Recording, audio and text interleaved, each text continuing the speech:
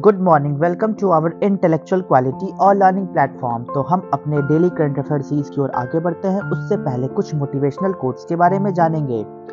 सफलता यह नहीं है कि आप कितने ऊंचे चढ़े हैं, यह है जो आपको खुशी का अनुभव कराता है। इसलिए हर एक छोटी छोटी चीज़ों को लेकर खुश रहिए और निरंतर प्रयास करते रहिए, सफलता एक दिन अवश्य मिलेगी। तो इसी के साथ हम अपने डेली करंट अफेयर सीरीज की ओर आगे बढ़ते हैं। उससे पहले आप सभी लोग टेलीग्राम ग्रुप पर जुड़ जाइएगा। यहाँ पे आपको सारे पीडीएफ प्रोवाइड होंगे हमारे यूट्यूब सेशंस के। तो चलिए 21 मार्च 2024 के सारे करंट अफेयर्स को हम डिटेल में कवर करेंगे, तो वीडियो के अंत तक बने रहिएगा। क्वेश्चन नंबर 1, हाल ही में इंडियन वेल्स ओपन 24 का खिताब किसने जीता? तो राइट आंसर है कार्लोस एल्कराज। कार्लोस एल्कराज के द्वारा हाल ही में इंडियन वेल्स ओपन 24 का खिताब जीता गया। तो जानते हैं इसके डिटेल फैक्ट्स के बारे में। 17 मार्च 2024 की बात है, जब इंडियन वेल्स टेनिस गार्डन में बीएनपी परिबास ओपन के पुरुष फाइनल में स्पेन के कार्लोस अल्कराज ने रूस के डेनियल मेदवेदेव को सीधे सेटों में 7-6 या 7/5 6-1 के स्कोर से हराया। तो ये पॉइंट्स को याद रखना होगा कि हाल ही में 17 मार्च 2024 को इंडियन वेल्स के टेनिस गार्डन में इस गेम का आयोजन हुआ था, जिसमें पुरुष फाइनल के खिताब में स्पेन के खिलाड़ी कार्लोस एल्कराज ने रूस के खिलाड़ी डेनियल मेदवेदेव को सीधे तरीके से हरा दिया और अपनी जीत को हासिल की। इस जीत के साथ 20 वर्षीय एल्कराज नोवाक जोकोविच के बाद 2014 से 2016 तक लगातार इंडियन वेल्स खिताब जीतने वाले दूसरे खिलाड़ी बन गए हैं। तो जानते हैं इंडियन वेल्स ओपन के बारे में। 2024 इंडियन वेल्स ओपन प्रायोजन कारणों से 2024 बीएनपी पारिबा ओपन के रूप में ब्रांड की गई थी और यह इंडियन वेल्स कैलिफोर्निया में खेला जाने वाला एक पेशेवर पुरुष और महिला टेनिस टूर्नामेंट था। इसी के दौरान यह पुरुष के इवेंट का 50वां संस्करण और महिलाओं के इवेंट का 35वां संस्करण था, जिसमें 2024 एटीपी टूर पर एटीपी टूर मास्टर्स 1000 इवेंट और 2024 डब्ल्यूटीए टूर पर डब्ल्यूटीए 1000 इवेंट के रूप में वर्गीकृत किया गया था।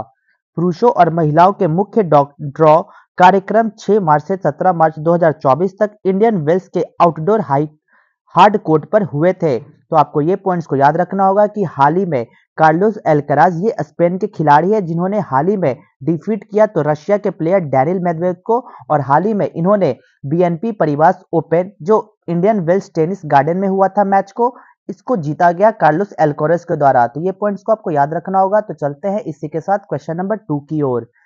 चुनाव आयोग ने हाल ही में मिशन 414 कहां से शुरू किया है? तो राइट आंसर होगा हिमाचल प्रदेश। हिमाचल प्रदेश से हाल ही में इलेक्शन कमीशन के द्वारा रिसेंटली चूज किया गया मिशन को स्टार्ट किया गया, उसका नाम रखा गया मिशन 414। तो जानते हैं इस मिशन 414 के बारे में क्या है। भारतीय चुनाव आयोग इलेक्शन कमीशन ऑफ इंडिया के द्वारा हाल ही में हिमाचल प्रदेश के 414 मतदान केंद्रों पर अधिकतम मतदान के लिए एक विशेष अभियान जिसे मिशन 414 शुरू किया है, जहां पिछले लोकसभा चुनाव में 60% से कम मतदान हुए थे।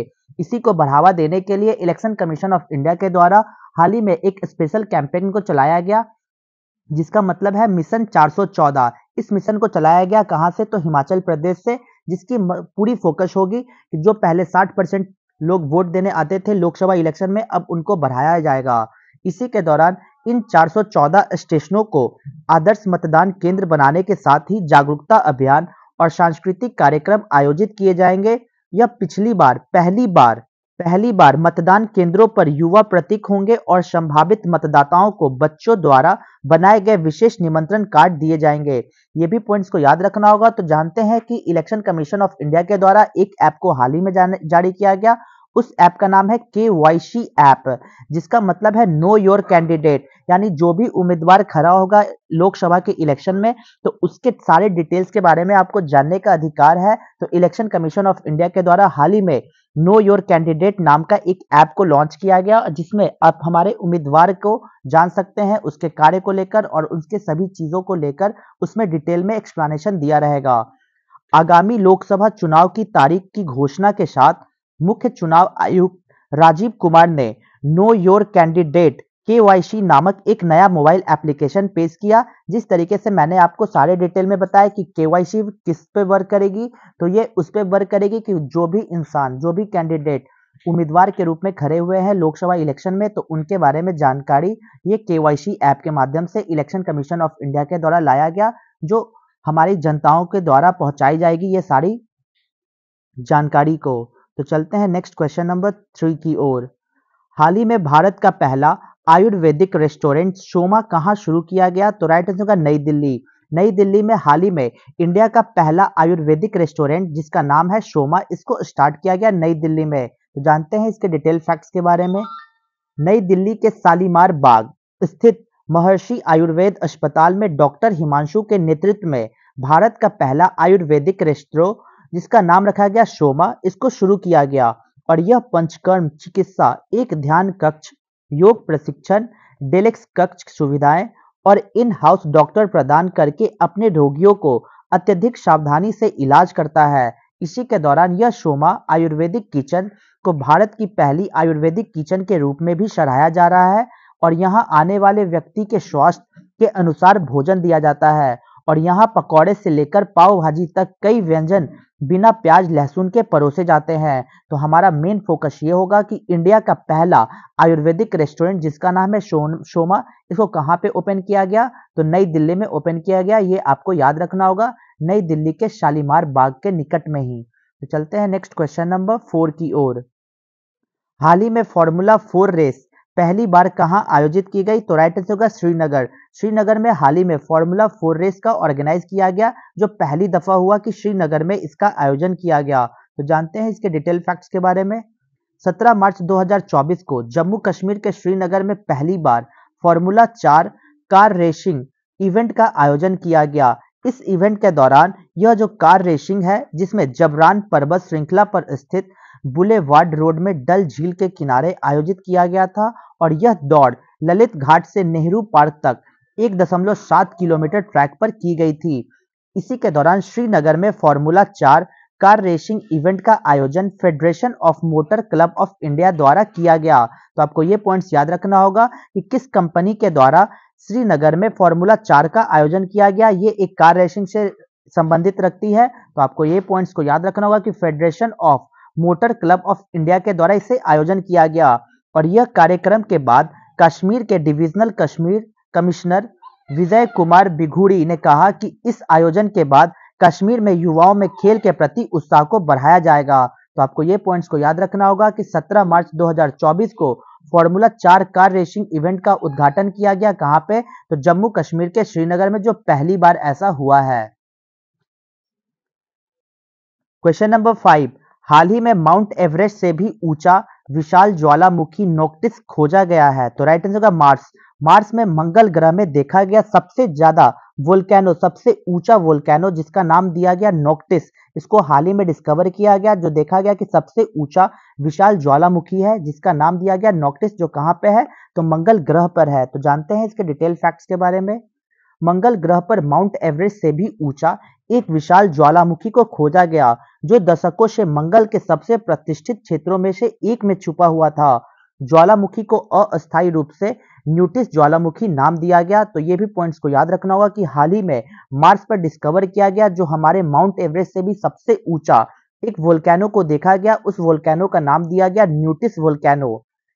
और यह विशाल संरचना जो 9022 मीटर से अधिक की ऊंचाई तक फैला हुई है और इसमें 450 किलोमीटर चौड़ी है, जो इसे माउंट एवरेस्ट से लगभग 200 मीटर ऊंची बनाती है। और पृथ्वी के सबसे ऊंची चोटी माउंट एवरेस्ट से भी ऊंची है, जिसका ऊंचाई 8849 मीटर है। तो ये भी फैक्ट्स को याद रखना होगा कि हमारा जो माउंट एवरेस्ट है वो इंडिया का सबसे ऊंचा चोटी है और इसकी हाइट कितनी है? तो 8849 मीटर।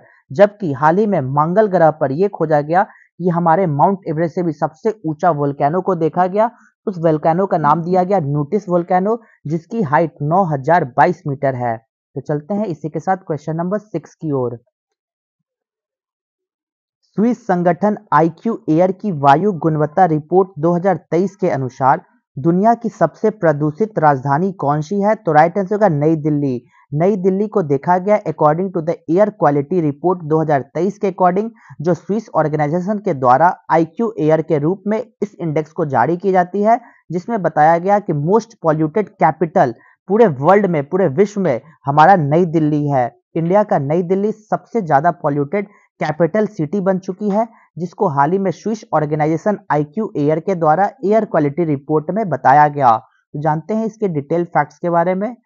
नई दिल्ली 2018 के बाद से दुनिया की सबसे प्रदूषित राजधानी बनते आ रही है, और यह स्विस संगठन IQ एयर द्वारा आयोजित वायु गुणवत्ता रिपोर्ट 2023 के अनुसार दिल्ली का PM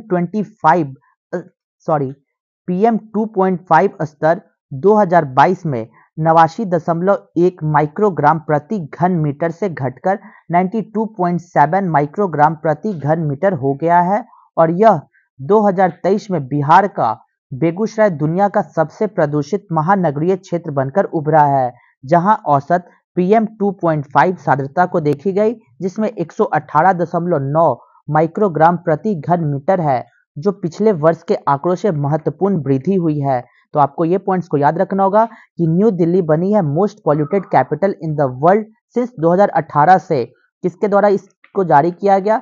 तो स्विस ऑर्गेनाइजेशन IQ एयर के द्वारा एक रिपोर्ट जारी की गई। उस रिपोर्ट का नाम है एयर क्वालिटी रिपोर्ट 2023, जिसमें नई दिल्ली सबसे मोस्ट पॉल्यूटेड कैपिटल सिटी के रूप में उभरी है। और हाल ही में हमारा बिहार का बेगूसराय दुनिया का सबसे प्रदूषित महानगरीय क्षेत्र भी ये बनकर उभरा है। और देखते हैं दूसरे कंट्री को लेकर, तो बांग्लादेश दुनिया का सबसे प्रदूषित देश था, जहां औसत PM 2.5 सान्द्रता थी और 79.9 माइक्रोग्राम प्रति घन मीटर थी, जबकि पाकिस्तान 73.7 के स्तर के साथ दूसरे स्थान पर था, और तीसरा स्थान हमारा इंडिया रखता है। तो चलते हैं नेक्स्ट क्वेश्चन नंबर 7 की ओर।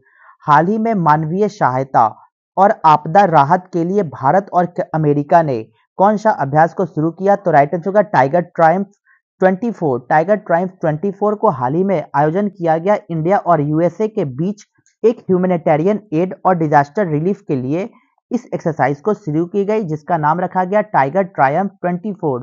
तो जानते हैं इसके डिटेल फैक्ट्स के बारे में। भारत और संयुक्त राज्य अमेरिका के बीच द्विपक्षीय त्रिसेवा मानवीय सहायता और आपदा राहत अभ्यास टाइगर ट्रायम्फ 24, जो 18 मार्च 2024 को भारत में पूर्वी समुद्री तट पर शुरू हुआ, और यह इस महीने की 31 तारीख तक जारी रहेगा। तो आपको ये भी पॉइंट्स याद रखना होगा कि इंडिया और USA के बीच में होने वाली बाइलेटरल ट्राई एक्सरसाइज, जिसका पूरा फोकस होगा ह्यूमैनिटेरियन असिस्टेंस को लेकर, डिजास्टर रिलीफ को लेकर, तो इसमें जिस एक्सरसाइज का आयोजन किया गया उस एक्सरसाइज का नाम है टाइगर ट्रायम्फ 24। 2019 में पहला टाइगर ट्रायम्फ अभ्यास 9 दिनों की अवधि के लिए हुआ था, जबकि संयुक्त राज्य अमेरिका ने फरवरी 2024 में 50 अन्य देशों के साथ आयोजित भारतीय नौसेना द्वारा शुरू किए गए बहुपक्षीय नौसैनिक अभ्यास मिलान 2024 में भी भाग लिया था, और यह मार्च 2024 को दोनों देशों ने पोर्ट ब्लेयर में एक भारतीय और अमेरिकी तटरक्षक सहकारी समुद्री सुरक्षा अभ्यास सी डिफेंडर्स 2024 में भी पार्टिसिपेट किए थे। तो ये सारे फैक्ट्स को याद रखना होगा, लेकिन हमारा पूरा फोकस होगा कि टाइगर ट्रायम्फ 2024 का जो एक्सरसाइज है वो इंडिया और USA के बीच में हुआ। 18 मार्च 2024 को इसका आयोजन किया गया था। तो चलते हैं नेक्स्ट क्वेश्चन नंबर 8 की ओर। हाल ही में चर्चा में रहे चक्रवात मेगन का संबंध किससे है? तो राइट आंसर होगा ऑस्ट्रेलिया से। ऑस्ट्रेलिया से रिलेटेड रखता है साइक्लोन मेगान। तो जानते हैं इसके साइक्लोन मेगान के बारे में। चक्रवाती तूफान मेगन ने ऑस्ट्रेलिया के उत्तरी इलाके में भारी वर्षा और तबाही मचाई है। मौसम विज्ञान ब्यूरो ने कहा कि आने वाले दिनों में तूफान उत्तरी क्षेत्र के अंतर्देशीय हिस्सों से होते हुए पश्चिम की ओर बढ़ेगा, और यह उष्णकटिबंधीय चक्रवात के कारण कारपेंटारिया की खाड़ी के दक्षिण पश्चिम तट पर सुदूर शहर बोरोलुल्ला में 130 किलोमीटर प्रति घंटे की रफ्तार से हवाएं चली है, और 24 घंटों में 200 मिलीमीटर से अधिक बारिश भी हुई है। और यह इस क्षेत्र में आने वाला दूसरा उष्णकटिबंधीय चक्रवात है, जो पिछले महीने पूर्व उष्णकटिबंधीय चक्रवात लिंकन ने श्रेणी 1 के रूप में कारपेंटारिया की दक्षिणी खाड़ी में क्षेत्र के तट को पार किया, जिससे तेज हवाएं और भारी वर्षा हुई, और यह ऑस्ट्रेलिया का चक्रवाती मौसम नवंबर से अप्रैल तक दक्षिण गोलार्ध के गर्म महीने तक फैला रहता है। तो ये सारे फैक्ट्स को याद रखना होगा कि हाल ही में साइक्लोनिक स्टॉर्म आया जिसका नाम रखा गया मेगान। ये इस कहाँ पे आया है? तो ऑस्ट्रेलिया रीजन में ये आया है। तो चलते हैं अपने रिवीजन बैच की ओर। 20 मार्च 2024 के सारे करंट अफेयर्स को रिवीजन मोड में कवर करेंगे। क्वेश्चन नंबर 1, हाल ही में नेपाल ने किसे अपनी पर्यटन राजधानी घोषित की है? तो पोखरा को। क्वेश्चन नंबर 2, हाल ही में प्रसिद्ध लड्डू मार होली उत्तर प्रदेश में सेलिब्रेट की गई। क्वेश्चन नंबर 3, हाल ही में महिला प्रीमियर लीग 2024 का खिताब आरसीबी के द्वारा जीता गया। क्वेश्चन नंबर 4, हाल ही में पहली राष्ट्रीय शीघ्र प्रजनन फसल सुविधा डीबीटी स्पीडी सीड्स का उद्घाटन मोहाली में किया गया। क्वेश्चन नंबर 5, प्रसिद्ध कवियत्री प्रभा वर्मा जिन्हें हाल ही में वर्ष 2023 के सरस्वती सम्मान के लिए चुना गया, वो मलयालम से संबंधित रखते हैं। क्वेश्चन नंबर 6, हाल ही में मिशन पाम ऑयल के तहत देश का पहला ऑयल पाम प्रसंस्करण संयंत्र कहां शुरू किया गया? तो राइट आंसर होगा अरुणाचल प्रदेश में इसको शुरू किया गया। क्वेश्चन नंबर 7 की ओर, भारतीय सेना ने हाल ही में पहला अपाचे लड़ाकू हेलीकॉप्टर स्क्वाड्रन जोधपुर में शुरू किया गया। क्वेश्चन नंबर 8, हाल ही में किसने रिकॉर्ड 5वीं बार रूस का राष्ट्रपति चुनाव जीता है? तो व्लादिमीर पुतिन। तो चलते हैं अपने क्वेश्चंस ऑफ द डे में। तो आज का हमारा क्वेश्चन क्या है? Where has the world's first 3D printed mosque been constructed recently? हाल ही में दुनिया की पहली 3D प्रिंटेड मस्जिद का निर्माण कहाँ किया गया? Option A Oman, option B United Arab Emirates, option C Qatar या ऑप्शन डी सऊदी अरब। तो आपको आंसर कमेंट बॉक्स में देना होगा। तो यहाँ तक वीडियो को देखने के लिए thank you so much guys. Video को ज़्यादा हो सके तो लाइक शेयर और सब्सक्राइब करें ताकि और भी कंटेंट आपके पास पहुँच जाए। जय हिंद, जय भारत दोस्तों।